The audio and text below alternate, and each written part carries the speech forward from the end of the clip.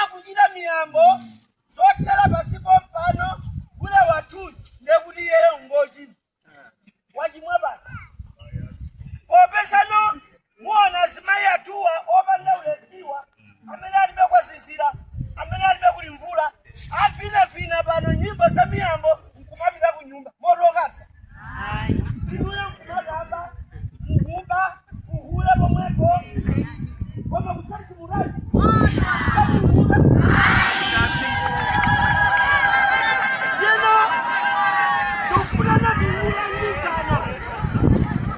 tufuna tingulangizana kuti no mwaona kuti bambowa amachita mwambo wachichewa ndipo pamwambo wachichewapo muzolangulo zonse zijazalankhulidwa pano siti zokha zabwino zaubwino ndipo palibe uyo woyimirira pano wakambapo zoyipa samalemu ayi koma iwo adasankha kumatumikira mafumu kumachita zomvera zonse zimene zimachitika kuchichewa.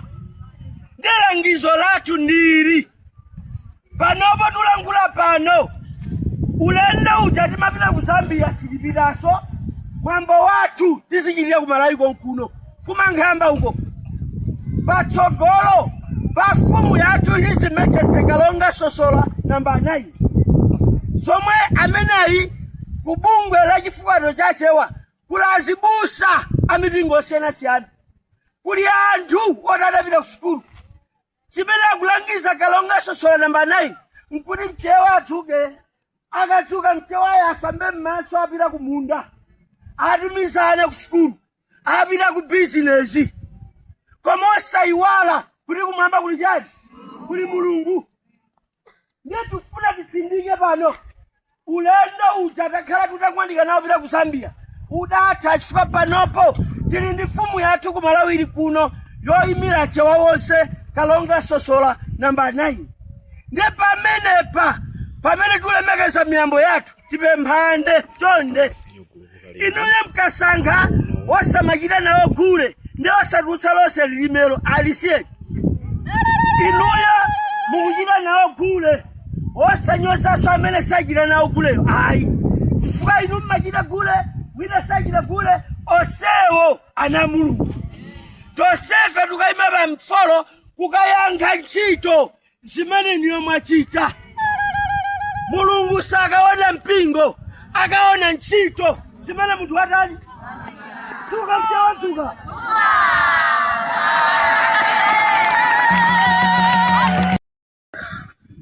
mwambo umene uli pano ndi mwambo wachichewa umene mwambo umenewo tonse tili pano ochuluka kwambiri ndifeyo achewa koma achewa ena tidasankha osamachita nawo amene tidasankha osamachita nawo mwambo umenewu palibe vuto chifukwa mchisankho kuli ufulu.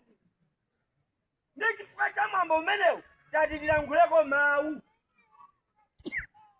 oyamba ndi awa munamva azimayi apa amachula kuti yeyoga zimenezi takhala tikuyenda mnyengo imeneyo nthawi yonseyi koma tulangula pano sitidzapitanso ku Zambia. Panopo kudabwera fumu yachichewa ku Malawi konkuno imene ndi His Majesty Kalonga Sosola namba 9. Mwambo uja timakachita ku Zambia uja tisichitira ku Mankhamba kudetsa komweku. Kubungwe limeneli kulino anthu osiyanasiyana chifukwa bungwe limene mumalidziwa la chef limadziwika kwambiri kumanguyang'anira zilombo zokha. Ndi achewa ozamabwino adaona kuti ayi munthu ukhoza kukhala mchewa koma zilombo osamachita nawo, munthu ukhoza kukhala mbusa koma zilombo osamachita nawo.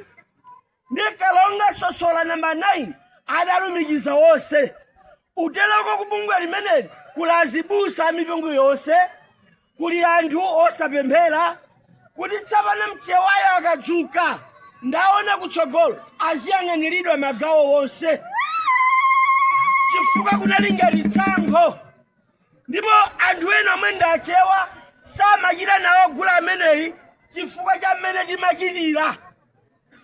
Timatukwana, timayimba nyimbo zosakhala bwino zomwe malangizo apano akuti aliyense mchewa tikhale pa chifukwato chimodzi. Momwemo tidasiya kunenanso za yewogawa, koma m'malo mwake azimayenga mwakhalapo. Ineyo ndikati dzuka mchewa dzuka, inu mungutinso dzuka. Dzuka mchewa dzuka. Dzuka mchewa dzuka. Mchewa akadzuka sikusule m'maso apite kumunda. Mchewa akadzuka asambe apite kutchalichi. Mchewa akadzuka mmawa apite ku business. Mchewa atipizana ake kusukulu. Mitundu ina yonse imatipala chifukwa chakuti ifeyo timakhazikika kwambiri pagule yekha. Nditulengezanso pano kuti bungwe limeneli la chifukwato cha chewa likuyang'ana magawo wonse. Wapampando m'Malawi yonse ino pa mafumu onse achichewa ndasinyo chief chadza akunsozi. Ndipo bungwe limeneli kuli anthu azipaniso onse, kuli akongelesi a UTM wa DPP, momwemo patron wa bungwe limeneli ndi anduna agangata. Sizachipani koma kuti achewa wonse ku Malawi kuno tizichita zimodzi, timangana kutsogolo. Gula amene timachitayi alibe machimo aliwonse.